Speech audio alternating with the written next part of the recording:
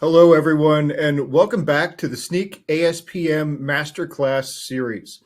So today we're on Chapter 5, which is about what a successful AppSec program looks like. So today's webinar is sponsored by Snyk and produced by Actual Tech Media. My name is Scott Becker. I'm from Actual Tech, and I'm delighted to be your moderator for this educational series. Now, before we get to today's great content, we have 4 housekeeping items that will help you get the most out of this session. First off, we want this to be an informative event for you, so we encourage any questions in the questions box in your webinar control panel. Not only will we have team members responding to questions during the live event, but we'll also have a dedicated Q&A session at the end of the presentation where we'll discuss in greater detail some of the top questions that you ask. That Q&A panel is also the place to let us know about any technical issues that you might be experiencing. A browser refresh will fix most audio, video, or slide advancement issues. But if that doesn't work, just let us know in the Q&A and we'll provide further technical assistance. Now, second, in the handout section of your webinar control panel, you'll find that we're offering several resources. I'd especially like to call your attention to a couple of really nice resources there from Snyk. There's a helpful blog post about how to measure application security with metrics, tools, and KPIs. There's also a handy guide about how to perform an application security gap analysis. So check out those resources now and feel free to share them with your friends and colleagues. Now, third, at the end of this webinar event, we will be awarding a $250 Amazon gift card to one lucky registrant. Of course, you must be in attendance during the live event to qualify for the prize. Official terms and conditions of the prize drawing can be found in the handout section. Just scroll to the bottom and you'll find the link with the details there. Now, finally, one of the best benefits of this event is the opportunity to ask a question of our expert panelists. So to help encourage your questions, we have a special additional prize for you. That's another Amazon gift card, this one for $50 for the best question. So after the event is over, we'll look at all the questions that came in, pick out the very best one, and contact that prize winner. Okay, well, with all that housekeeping out of the way, let's get to today's fantastic session. So it's my pleasure to introduce you to our presenters today. We have Clinton Herget, who's Field CTO from Snyk, and we have Roman Lavrick, who's Senior Manager for Information Security at Deloitte. So Clinton and Roman, welcome. Thanks for being here. Thank you so much, Scott. Really excited for today's session as we dive into how to measure the success of an application security program. My name is Clinton Herget. I'm the field CTO at Snyk, which, as I'm sure you know by now, stands for So Now You Know, and it's pronounced like a pair of sneakers or sneaking around. I've been with Snyk about 4 years, where I focus on our overall strategic vision for application security. Before that, I spent about 20 years building software for a living as a developer, DevOps engineer, consultant, cloud architect, engineering director. So I come at these questions from a purely engineering perspective. On that note, I'm thrilled to be joined today by Roman Lavrick, Senior Manager of Information Security at Deloitte, who I'm going to be talking to about everything involved kind of in the management of overall AppSec programs. So Roman, do you want to introduce yourself? Absolutely. Thank you, Clinton. And hello, everybody. My name is Roman Lavrick. I'm a Senior Manager at Deloitte. Been with Deloitte since 2019. I'm actually coming from development background, so I feel, I hear, I understand developers. I did understand them from back in the days, and I do understand them now. Complexity is growing, more pressure, but how do we help them? How do we fix it? I think that's going to be part of the topic today. So as I mentioned, I'm coming from development background. I moved to application security 2014-ish, 2015-ish, been there since that time, tested, experienced all kind of transformations, integrations, and automations. So here to share my skills, knowledge, and expertise with everybody. Thank you all. Fantastic. I really can't wait to get into the material here and hear more about how you've been helping your clients at Deloitte over the past decade really understand and assess kind of the status of their application security programs. What I want to do, and again, this is part of our masterclass on application security posture management, what I think is a new term and a new series of capabilities for most of the webinar participants, as it really is for most of the market and most of the IT industry. So what I'd like to do really to start is to kind of talk walk through sort of the why of ASPM and what are some of the maybe fundamental gaps that we've seen in application security over the time that you've been involved, and particularly around some of the disparities when it comes to measuring the success of application security programs. And I think the way, whoops, we've duplicated a slide here. Maybe the best way to do that is to talk through kind of the evolution of the industry. You said a couple of things that really stood out to me in your introduction. First of all, around software complexity. As I think we've all seen, the ways that software is built today is just fundamentally different than it would have been, about 10 years ago. We're now building with containers and cloud infrastructure. Infrastructure as code. We have third parties that are doing a lot of those builds for us. And each of those layers of the stack introduces new potential risks, both on their own and also in combination with some of those other factors. So fundamentally, a new approach to security is necessary to deal with those additional complexities in the software development landscape.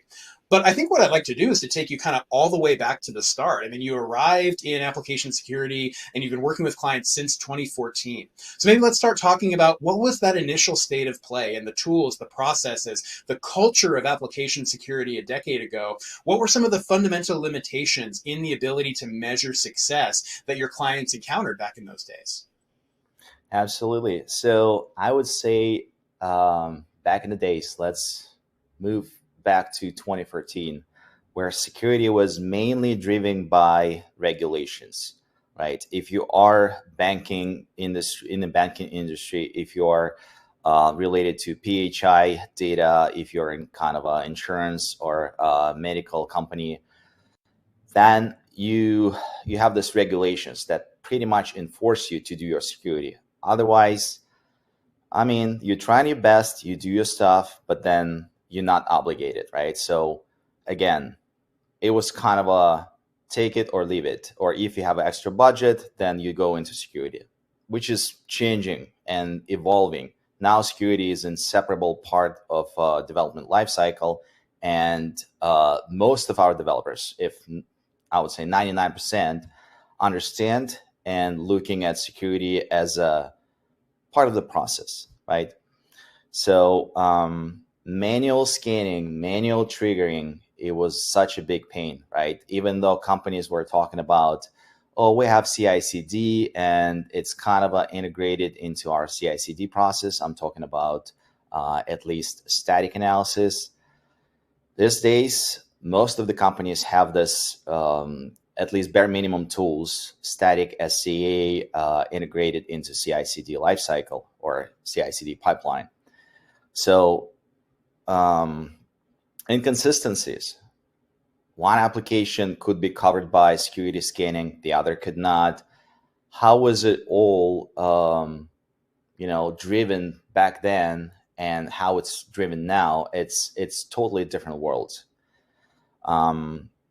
I would say speed of the scan itself.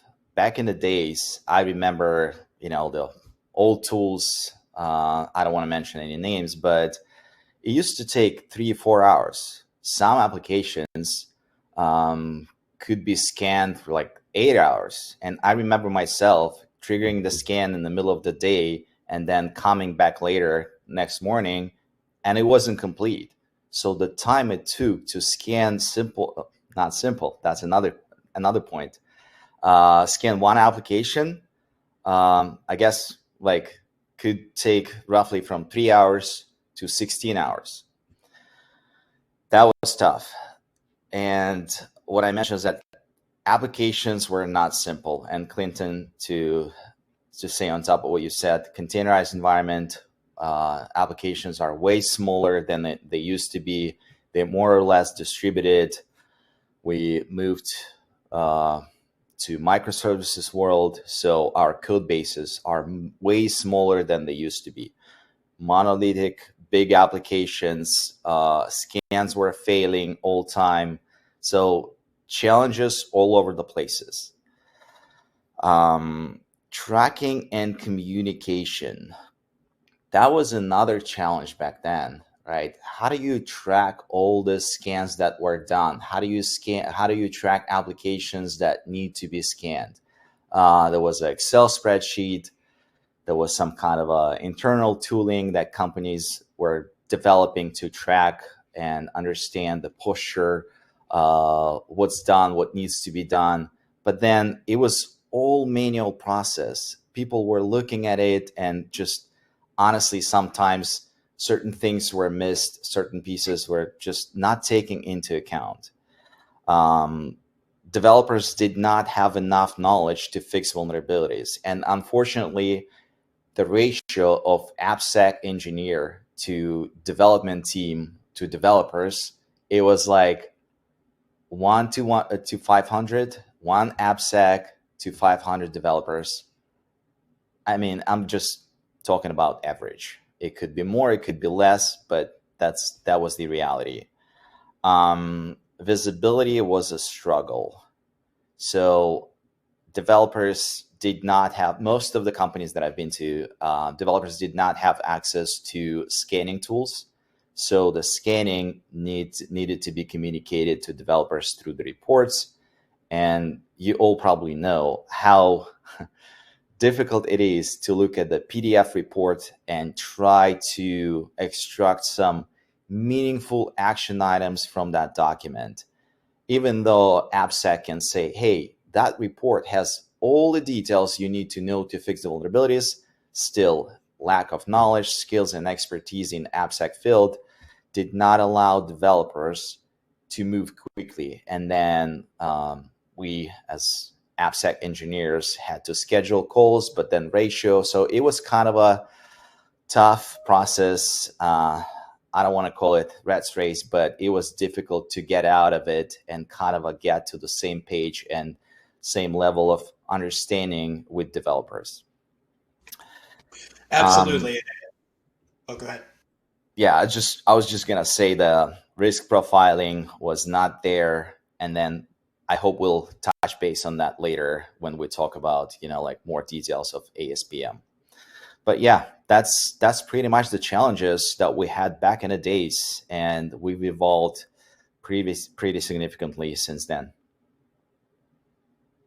Absolutely. And as you were speaking, I think I had a little bit of PTSD going back to being an engineering leader over that time. And I can remember one project that I was part of that in theory had a 1 week sprint cycle. But the testing tool that was utilized that needed to be run before that the software could be released to production actually took 8 days to complete. It was a very traditional kind of dynamic analysis, which is not to knock that capability. However, we can fundamentally see the gap in needing to get feedback for a 1 week sprint cycle with a tool that takes 8 days to complete.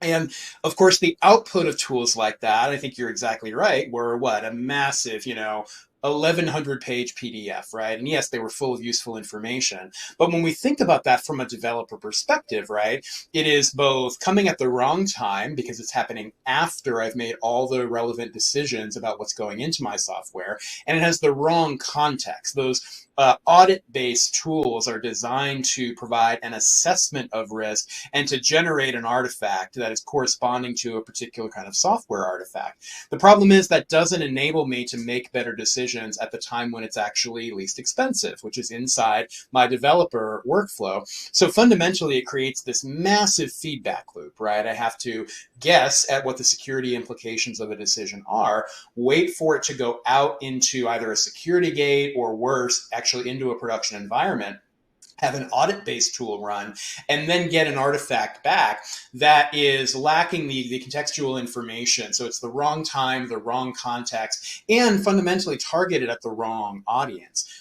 And this is really the problem that Snyk saw, that our founder, Guy Pajarny, saw in the market around that 2016 kind of time frame. And we, moved to create and really nudge the application security kind of space into this idea of developer first, or shifted left sort of testing. And I think there are some benefits, right, that accrue from that. You can move a lot of the decision making into the developer experience. You can shorten some of those feedback loops. But fundamentally, what we've seen in the market over the last 10 years is that we've seen more and more and more tools attempt to provide that same sort of value. right? There's different kinds of security testing, as you mentioned. There was the SAS, their static analysis certainly existed, as did dynamic analysis a decade ago. But we've now seen sort of an explosion in SCA, composition analysis, in container scanning, in infrastructure as code scanning, as software has become more complex. And you touched on the idea of decomposing monoliths into microservices. So yes, an application has gotten smaller, but now there are hundreds of applications that constitute a capability for an organization as opposed to one. And those need to be scanned differently because the tooling that was developed a decade ago to integrate and scan monoliths fundamentally doesn't understand how those microservices interact with each other. So in some ways, application security as of today has become even more difficult since then because of this sort of crowding of the market with lots of different tools. And of course, that leads to tremendous challenges in sort of the program measurement from a management perspective. Can you talk a little bit more about some of those challenges that your customers are seeing today that is almost maybe counterintuitive, that the more tools are added, we get more silos of vulnerability results that are difficult to sort of disambiguate and aggregate between? Absolutely. And you just mentioned it, right? Complexity, all the tools, static, dynamic, SCA, IAC. I'm not sure if you guys heard, but I was reading latest NIST 853, latest update, and now there is a requirement for IAST as well.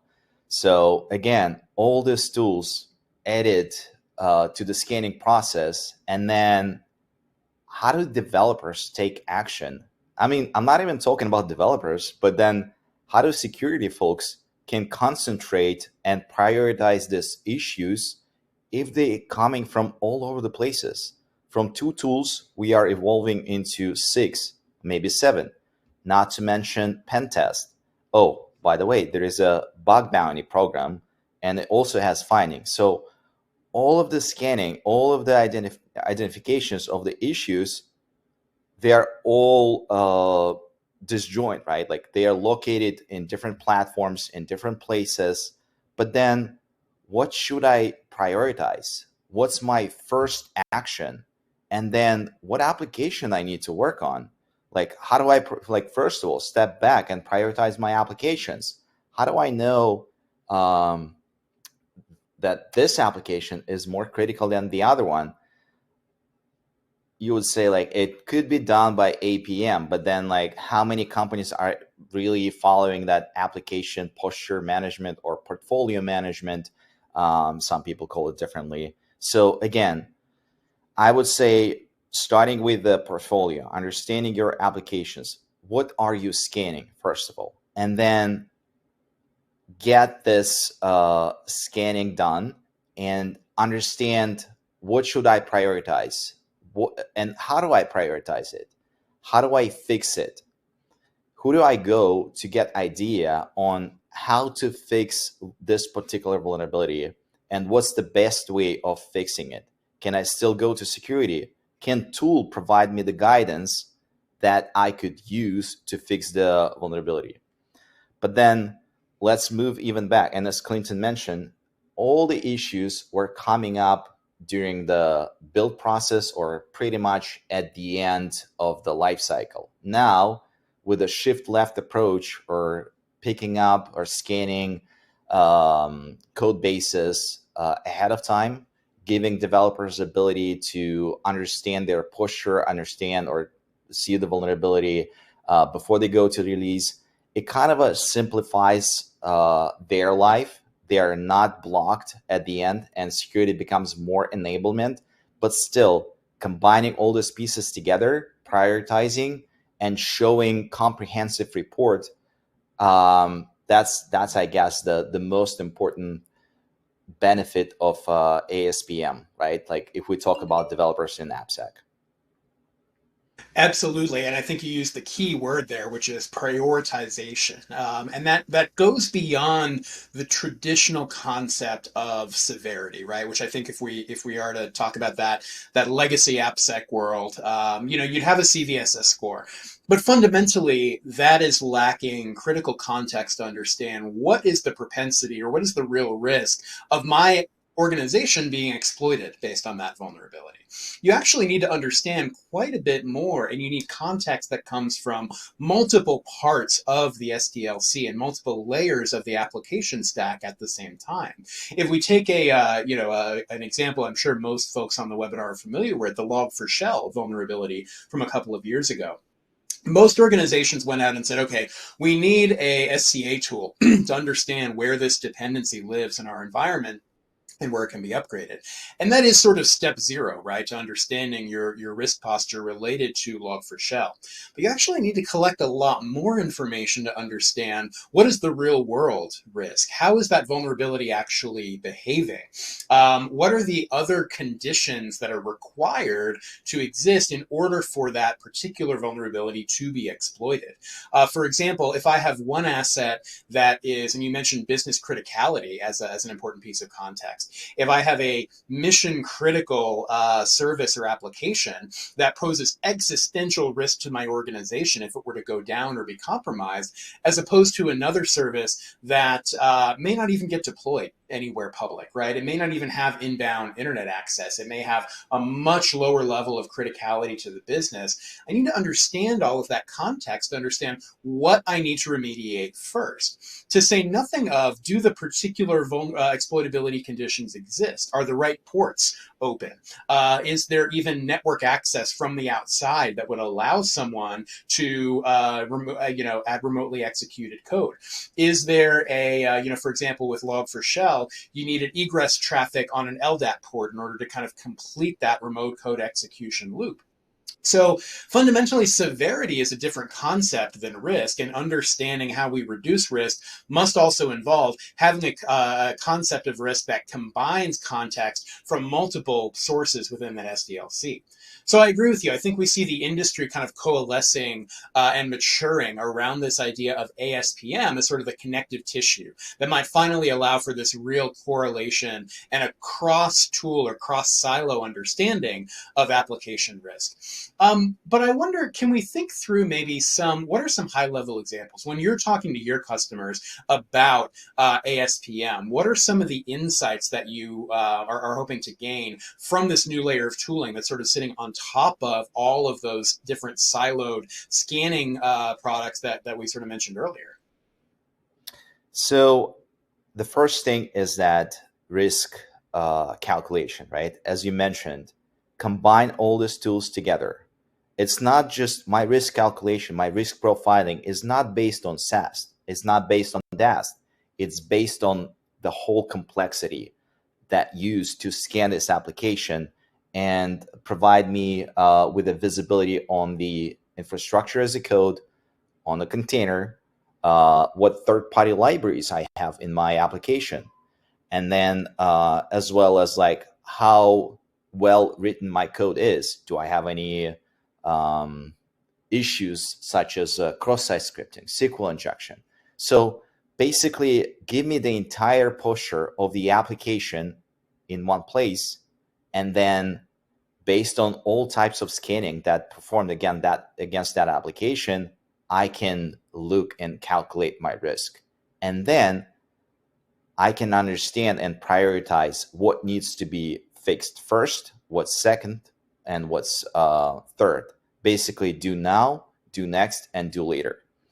In addition to that, it gives not only AppSec engineers, but also the leadership, overall posture, higher level view, which applications are meeting the standards, following the policies and processes, and what applications are pretty much falling behind. What teams need to be getting more trainings, more educations on AppSec, because nowadays developers are playing or wearing 2, 3 hats. They are developing features. They also fixing vulnerabilities, not without help of AppSec engineers or platforms like Snyk, which provides detailed guidance on how vulnerabilities need to be fixed. But again, that kind of a area which is definitely improved and being addressed by ASPM platform. So I see the question. I'm not sure, Clinton, what do we do with the questions? Do we address them later, or we address them as we go? We can really, address them as we go. I think you're exactly right. That sort of the promise of ASPM is being able to combine those sources of context in a way that everyone has the same sort of sheet of music, right? The risk posture is understood by the entire organization at the point where the result of those decisions can drive action. I think that's another critical piece here. It's not just another sort of audit-based tool that's designed to create an artifact. It's about securing the entire process of building software rather than securing an individual piece of software. And that really maps to the way we're building applications today, right? We're deploying continuously. There's no longer a sense of sort of an individual version or a point in time, because developers are making commits that are kicking off automated pipelines that are automatically deploying into production environments. So part of the ASPM story, starting kind of on the left of the slide here, is just sort of basic visibility, right? What are the environments that exist in my organization? What code assets are building which, software assets like containers, and which pipelines are responsible for them? So we can create this idea of sort of an application graph, and understand the relationships between all of these assets, both to be able to go right to left. So if a vulnerability is found in a pod on a Kubernetes cluster in production, for example, we can trace that all the way back to the left to understand, well, which code repository, which file in a repo owned by a particular team was used to generate that asset. But then we can also go left to right, so that a developer inside, say, their IDE or inside their build environment understands that they are working on an asset that ultimately gets deployed to a business critical environment. Therefore, they want to prioritize those kinds of vulnerabilities a little bit differently. That's sort of the first step. And then we move into, security coverage. Can I identify, once I understand where all of my pipelines are, do I know that we have the right scanning tools installed? Do we have, the SaaS tools that are designed for a particular language being used to scan the repos written in that language? Do we understand that, where there are open source dependency trees or package manifests, that we have SCA tooling installed? Are we looking at our containers as they sit in the registry and also as they're built in the pipeline, for example? And then we add on the business context. What's the right risk profile for my application? The criticality piece that we mentioned earlier. And then we get into how are we prioritizing based on real risk. And then finally, bringing that all back into the developer workflow. Is this safe? Can I make the right decision having collected all of that context in an automated way as part of my kind of release pipeline, utilizing the security posture that is defined, as guardrails by the AppSec team, rather than just using a very opaque and kludgy mechanism like, say, severity or CVSS score. So I would put it to you, like, are these the right questions? And is this sort of is this the set of concerns that you're seeing with your clients that have driven toward the need for better measurement of AppSec through adding on this sort of ASPM layer? Oh yeah, absolutely.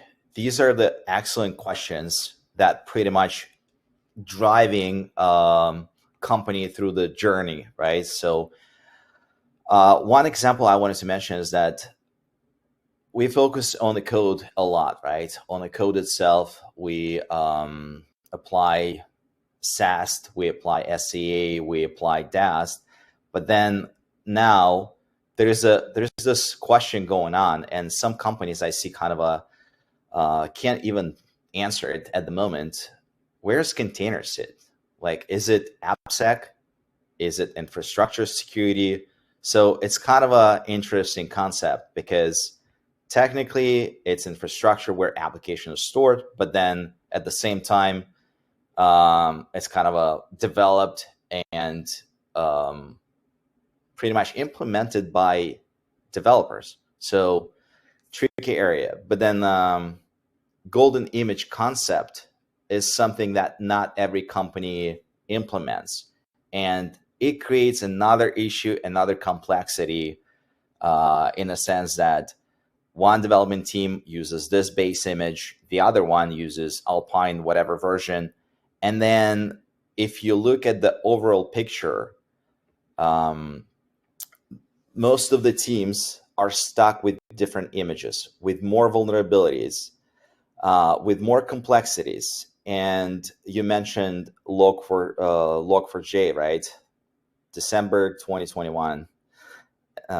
I remember that clearly because it was lots of pain on my side. But what I'm trying to say there is that process is a key to success. Without robust process, without clear definition of how development interacts with security, what are the best practices, I mean, tooling should be supporting this process. And that's what ASPM does. But then companies should also make sure they are building this foundation, something where all these building blocks will be put on, and then, like, you'll get to success only by getting into the process and fixing and building it, improving it, and enhancing it. So that's, I guess, my main message. Without process, your tooling could be struggling as well. Absolutely, and I think that's what we've seen in the market overall. Additional tools have not helped solve the core process issues of, how do we know if we're being successful? And it's precisely these questions that have led to this, again, kind of maturation around what are the capabilities that are missing, right? What do we need to be able to elevate beyond the context of an individual tool? We mentioned the asset discovery piece, understanding the application environment kind of from source code to cloud and then back again. The control coverage, how do we integrate the tooling in the right places so that we are confident that, the right pipelines are scanning the right things. So we mentioned the prioritization and triage based on risk. Enterprise analytics, which we're kind of talking about here. How do we improve upon the quality of our program over time? And then report both up to management, to the business, and then down to the development team so that we can sort of micro target those improvements. If we know, for example, that a given team has, a higher percentage of high and critical vulnerabilities than their peers that are working on similar tech stacks, we may be able to target training, right, to those individual teams or integrate earlier in their pipelines to reduce the size of their feedback loops so that they're making better decisions within the right context. And all of that, of course, is enabled to allow this remediation at scale. So how can we get the right risk assessment workflows into the right development workflows, whether it's inside the IDE, whether it's inside something like a PR check in a CI/CD pipeline, as you mentioned. And all of this comes together in the idea of release governance, right? How can we allow the AppSec teams to kind of evolve their value proposition, move up the value chain? I think what we've seen traditionally, as you kind of mentioned, is particularly with the huge kind of numerical differences, right? In, one AppSec engineer for 100 or 500 developers in an organization, but they're fundamentally placed in the role of being gatekeepers, right? They're sort of the department of no, this can't go to production. No, this build fails. But again, that provides a bottleneck, right? And it enables developers to, or it doesn't enable them to understand what are the guardrails that I actually have to meet here, right? And can I be nudged to stay within them as opposed to, again, making a guess and then run up against a security gate without the context I actually need to remediate at the right time. So this is ultimately, though, understanding ASPM is still in its infancy, right? These are sort of conceptual ideas that are developed from that previous set of questions that a lot of organizations are dealing with.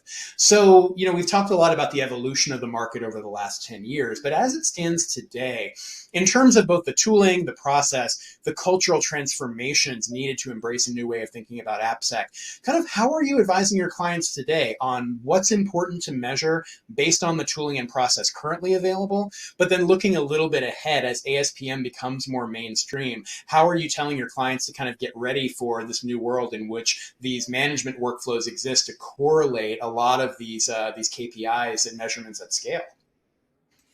Absolutely. So basically, the main purpose and the way we see it right now is clients using ASPM to understand overall posture, overall risk of the applications sitting in their portfolio.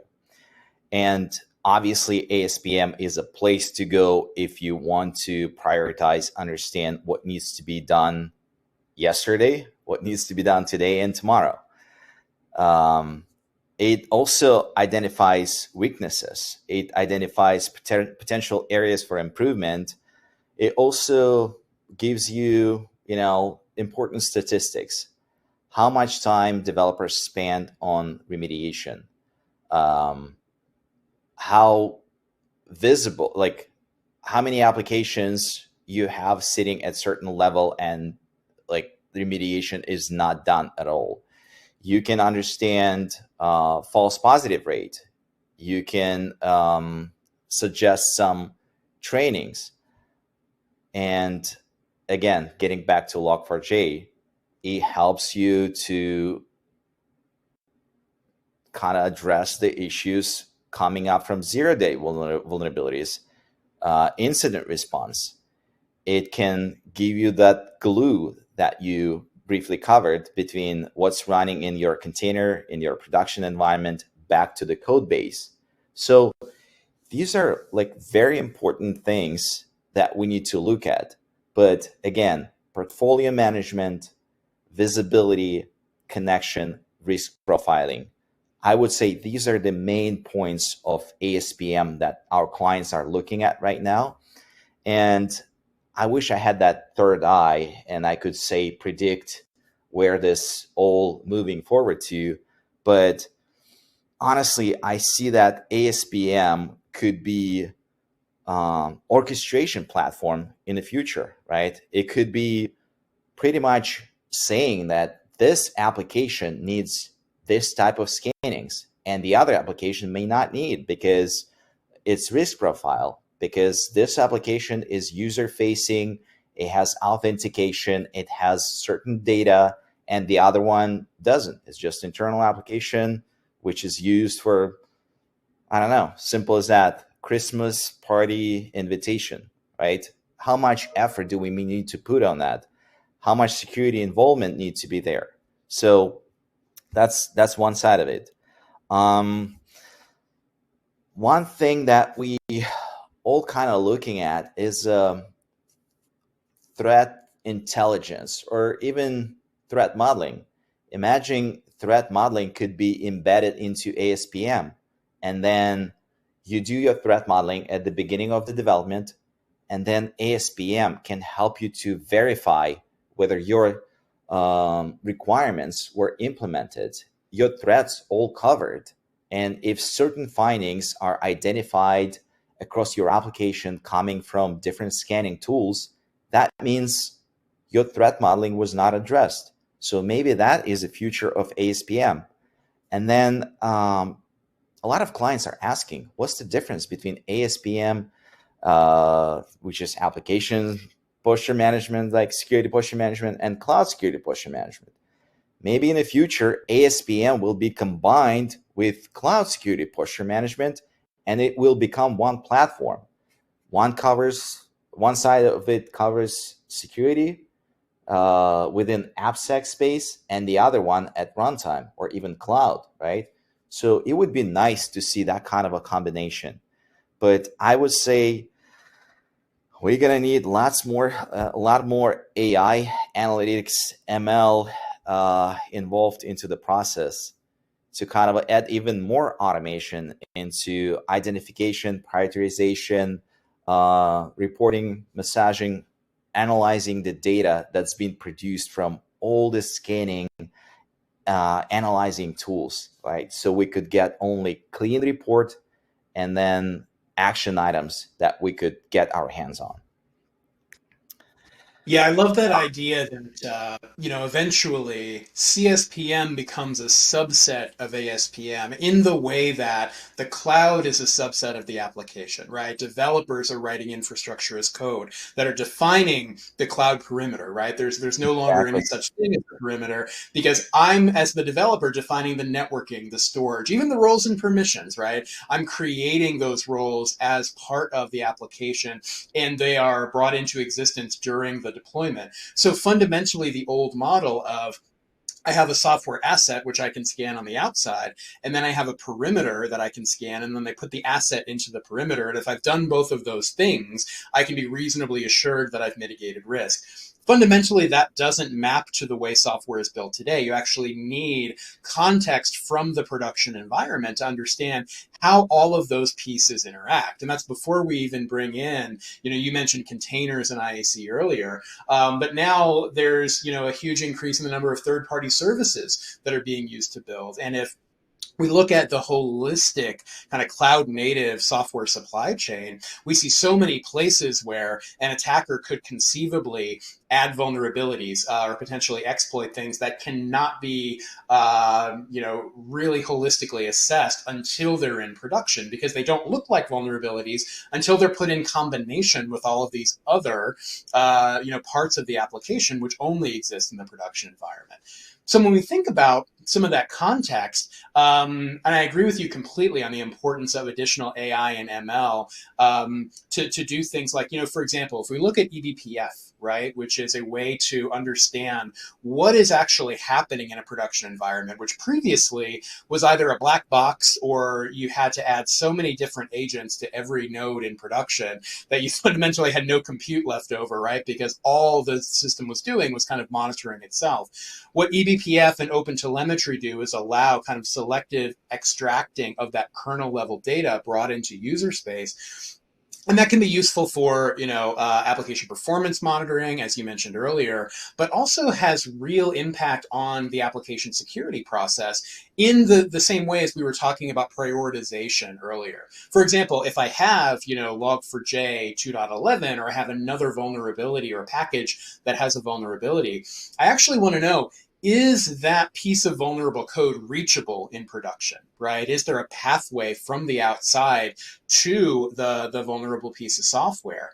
And that's really hard to understand from a static perspective. It becomes a lot easier once you can say, we know that that package is making system calls against the kernel because we have access to the runtime telemetry, and we can use that to make better decisions using, predictive analytics and AI by pulling it into the developer ecosystem. So when I think about this kind of world we're moving into with ASPM, I think of a few different things, but primarily the ability to say to a developer, at the moment I'm making a decision, say I'm adding an open source dependency to a package manifest, the ASPM tooling can say to me, hey, not only have you added a package that has a vulnerable dependency, but we know it's deployed to a business critical application, to an enclave that has inbound internet access, where there's not a firewall rule that protects a certain kind of exploit.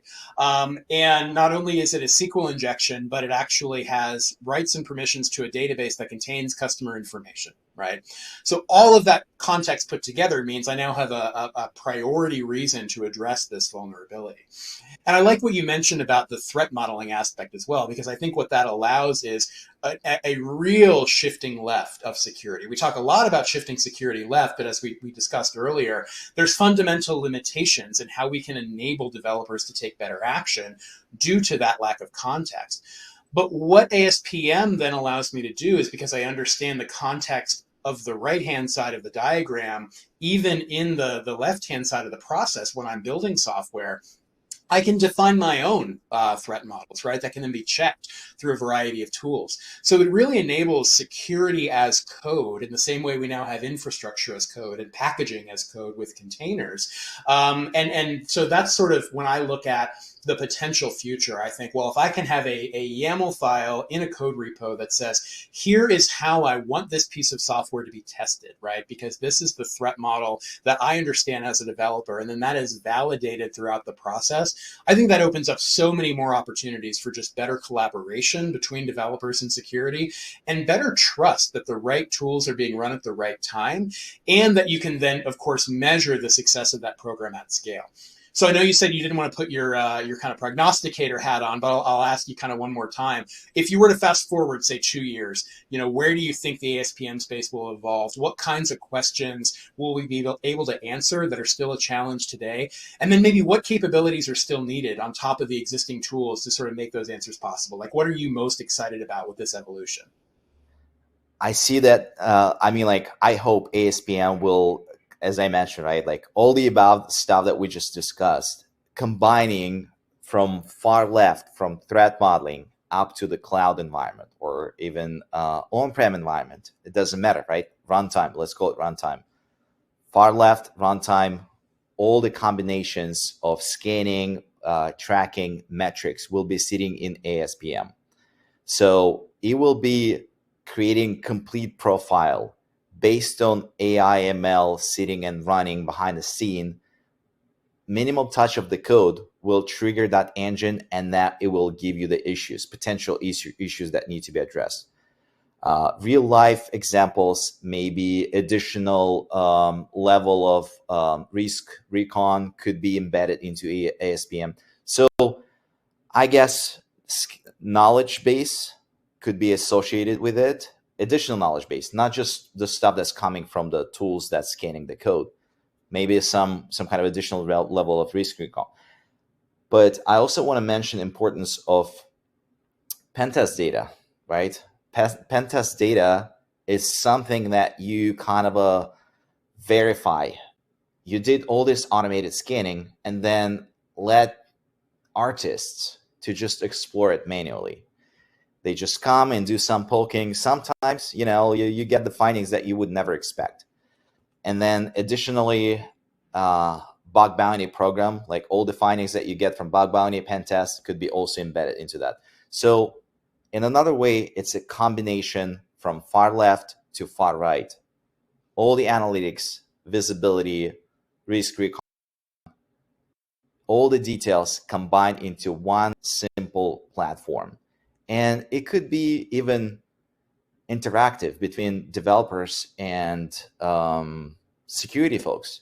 It could be just we could add a chat and make it Teams/ASPM. So anytime I have a question, I can just simply point out and chat with developers, or developers could chat with AppSec. So more interactions, more knowledge, more skills, more processing, more analytics, and bigger scope. I hope that answers that question. Absolutely. I love that vision. And I love, again, from an engineer's perspective, that gives me what I need to enhance my developer productivity, right? It's keeping me in my flow. I'm giving you the challenge, right? So let's challenge absolutely ourselves to get to that point. Exactly. I think the whole industry is moving in that direction, and we'll really see how the next couple of years evolve. But if I can limit my feedback loops as a developer, have all the required context, remain in my flow state without getting pulled out of it to address other issues, and then keep my cognitive load where it needs to be, which is how do I build functionality and features as opposed to the anxiety of worrying about risk that I'm not going to be able to identify until something is out of band. And then allowing the AppSec persona to measure all of that at scale and be able to show all of the metrics and charts they need to demonstrate to leadership that you are making progress and you are improving that posture over time. So I think we're very well aligned here. I really appreciated the conversation. We have a few extra minutes, and I'd love to throw it to the audience to maybe ask some questions about kind of the measurement piece here. So Scott, back over to you if we've got any interesting questions that have come in. Yeah, absolutely. I think the measure of a good conversation is how many questions it inspires, and we've got a queue of like almost 20 questions here, which is fantastic. One of the first ones I'd like to throw out is it comes from Adam, who's wondering what metrics and KPIs are used to measure the effectiveness of an AppSec program. Roman, I'll take that one. Yeah, I can definitely take that one. So when you look at the AppSec program in general, right? And again, I mentioned the process in the middle of the conversation.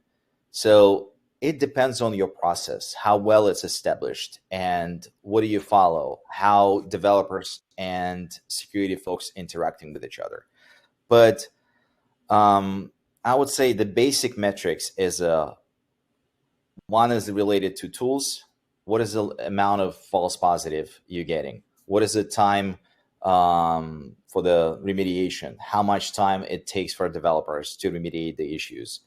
What's the overall number of issues sitting in your backlog?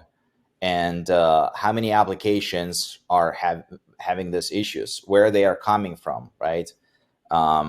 What's the criticality of the issues? So what's the number of issues per lines of code? That's something that's been challenging, and some companies trying to implement that. But again, it's pretty tough to kind of get to that level of details.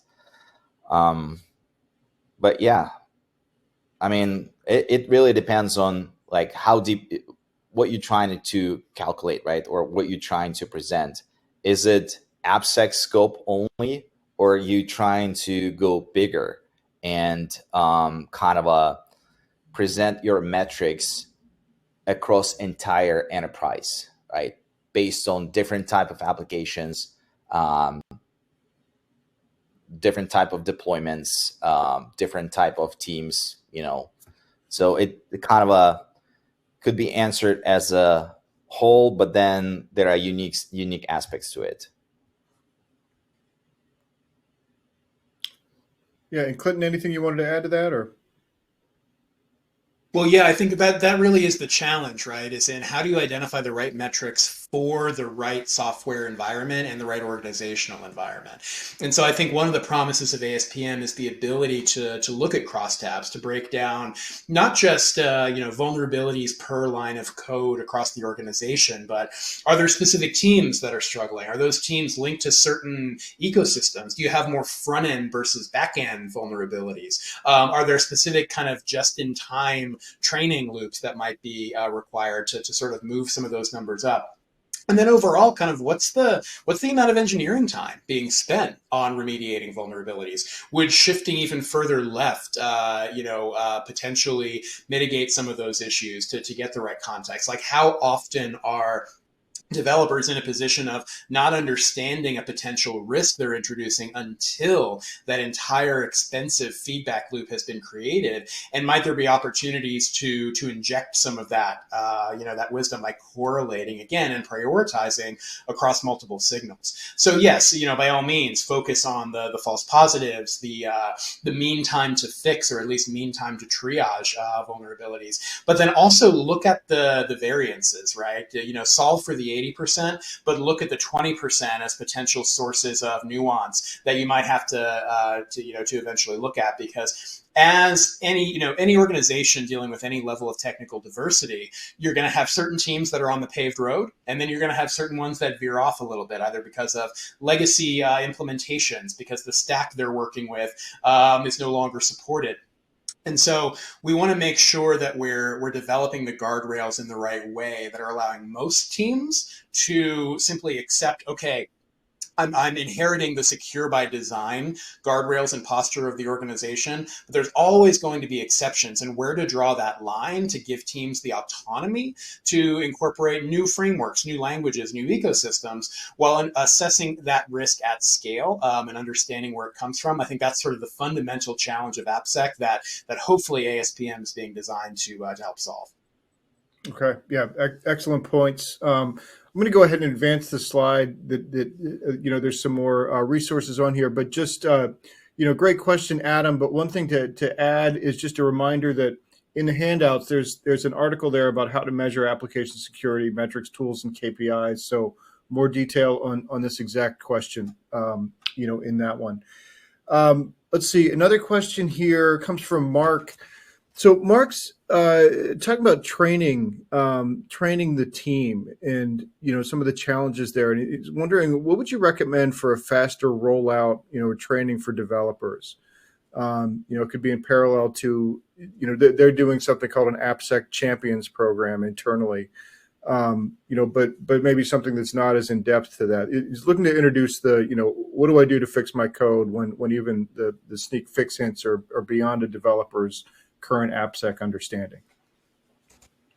Yeah, I can. As an engineer, I've got a lot of opinions on that, and I think in some ways, the ways we're used to training the rest of the organization for security are the worst ways to interact with the developer because it's coming in from outside. It's not taking any context into account, and fundamentally, the work patterns that I'm used to as an engineer are very bite-sized, right? We talk about these very short iteration loops because that's how the brain of an engineer is constructed, right? I encounter a problem, I need to assess, I need to acquire new information, determine a solution, and then try it out and see if it works, right? Security generally doesn't work that way. It requires you to make all those decisions ahead of time and then find out after the fact that you've got an issue. And the click-through security training that we all do annually as part of organizations is sort of the worst way to get that knowledge to stick. The way knowledge sticks to an engineer is if I encounter the same problem multiple times, I learn the solution iteratively because that's what I need to break through to move on to my next decision point. And security education that takes that pattern into account, that is bite-sized, just in time, that shows me the solution I need in my environment, not just, hey, this is what a SQL injection vulnerability is, but here's what SQL injection looks like in a Node.js application that we know you're working on right now, and using the frameworks that we know you're using. Here's how the sanitizers typically work. This is the pattern you need to follow in the future. And I get that at the exact moment the vulnerability is identified. That kind of education tends to work a lot better in terms of how do we get engineers to have more sticky knowledge. That's something we're experimenting with our Snyk Learn capability throughout the platform, but I really think you see more movement toward different kinds of education targeted engineers just because of the way we want to get inside those iterative loops of building software. Gotcha. And Clinton, I just wanted to add on top of what you just said, Security Champions program in general is a brilliant idea, right? So you kind of a shifting left, you let developers understand vulnerabilities, you let them fix them as they go, as they're being identified. But at the same time, a lot of mistakes are made when security champions are just appointed, right? Like that someone pointing finger and saying like, you will be security champion, or team gets together and then who's going to be security champion? No one raises their hand and person just being voluntold. So make sure that's not happening in your organization. There has to be some level of interest. There has to be some level of comfort becoming a security champion, and then desire to learn, right? That's the success of the program. And then to go even outside of that, buy-in from leadership. It's a very important step because leadership needs to understand that developers were working on developing the feature and delivering that progress. But then at the same time, they cannot be security champions without allocating some time for being security champion. So it will become 80-20, 60-40, but then leadership should understand that 40% of the time, if it's 60-40 model, developers or security champion will be allocating to security activities, right? Maybe helping their colleagues with the code, explaining how it could be fixed, or maybe spending on educating themselves, learning more within security scope, basically going through the Snyk Learn or some kind of a trainings, and just constantly expanding their knowledge and skills.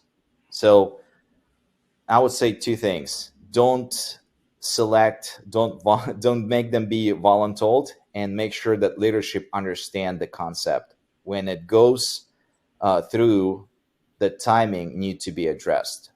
Give them some freedom. Don't make them 100% developers and then 20% security engineers. 120% will not work.